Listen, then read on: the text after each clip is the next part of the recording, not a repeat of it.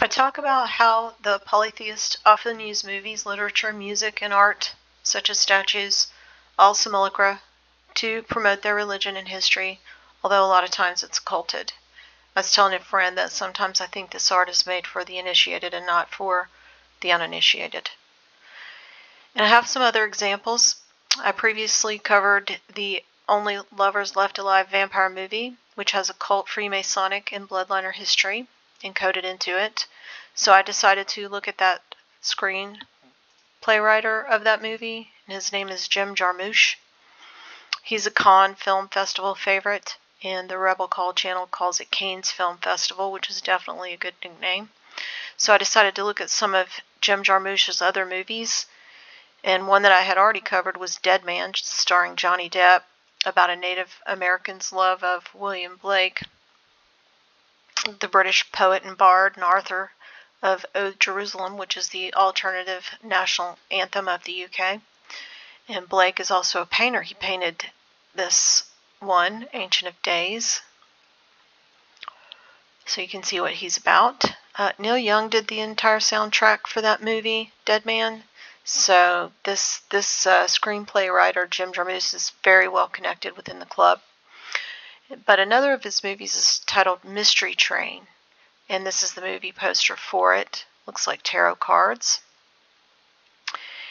And I'm just going to give the general plot of the movie. It's in Memphis, Tennessee, with an overarching Elvis theme, specifically focused on Elvis's ghost. Elvis Presley is the Prince of Wales, William's 12th cousin, twice removed. The movie Mystery Train is a Janus production.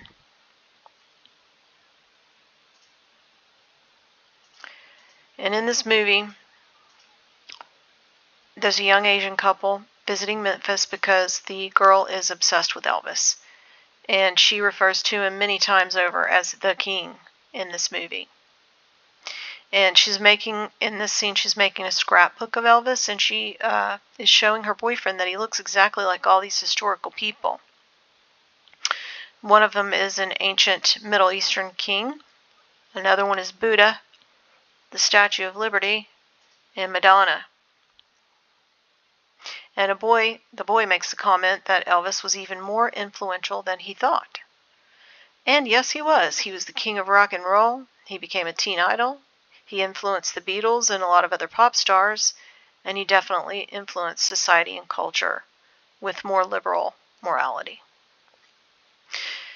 So from reading about their Nephilim religion, it usually involves themes of ancestor worship, channeling the ancestor spirits, reincarnation, and maybe even genetic cloning of some sort.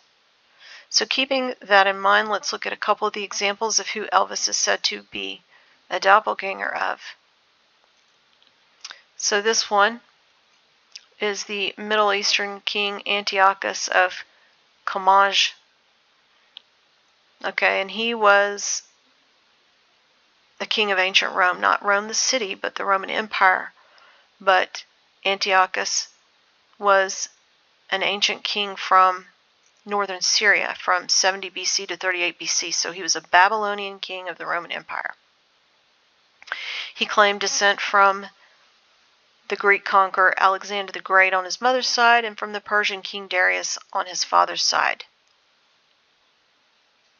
The next one I want to look at is the Statue of Liberty. Lots of different people saying that Elvis looks like the face of the Statue of Liberty, and lots of different theories on who the Statue of Liberty, aka Liberty enlightening the world, is supposed to represent. Officially, it's supposed to represent Libertas, the Roman goddess of liberty, so even officially it's pagan. But others have said Sol Invictus, Lucifer, and now Elvis. It's probably all those. And it kind of does look like this Satan. This is John Martin's depiction. But let's just take a look at the Statue of Liberty. So it was presented as a gift from France honoring the U.S. independence, supposedly. And the cornerstone was laid by the Freemasons. And there's a bronze tablet that bears a poem, and that poem title is The New Colossus. And I'm going to read some from this poem. It says, "Not the brazen giant of Greek fame, with conquering limbs astride from land to land."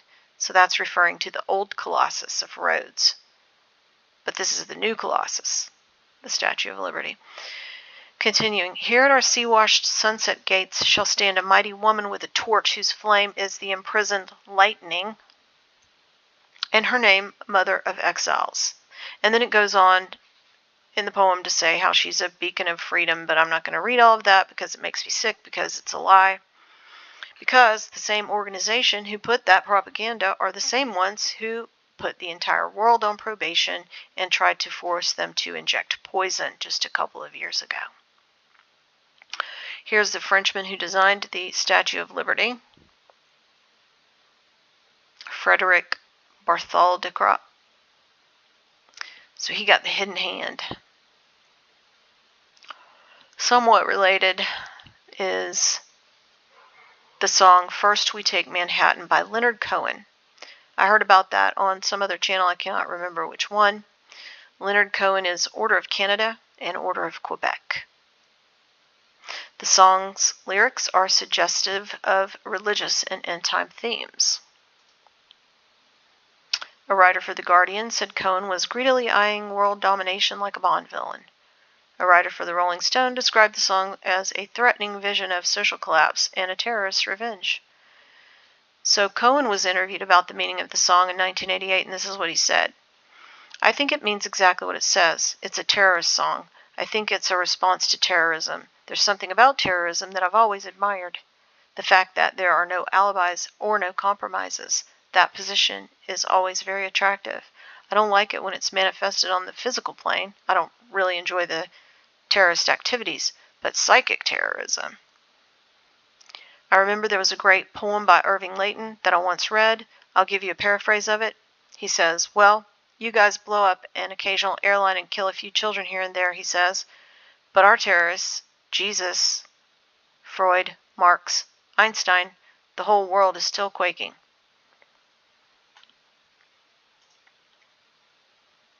Here's the cover of another album of his, New Skin for the Old Ceremony, released in 1974.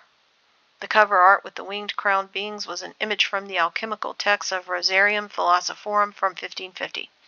And that was woodcuts that had precedence in earlier German alchemical literature in the Hermetic Androgen. The title page showing philosophers disputing about the production of the Philosopher's Stone. The sexual embrace is a symbol for this condition of psychic unity, which is also found frequently in Tibetan sacred paintings, otherwise known as Tibetan shaman paintings. So you see, this knighthood thing is Lucifer's army, and at this stage of the game, it's about psychic terrorism. Thanks for listening.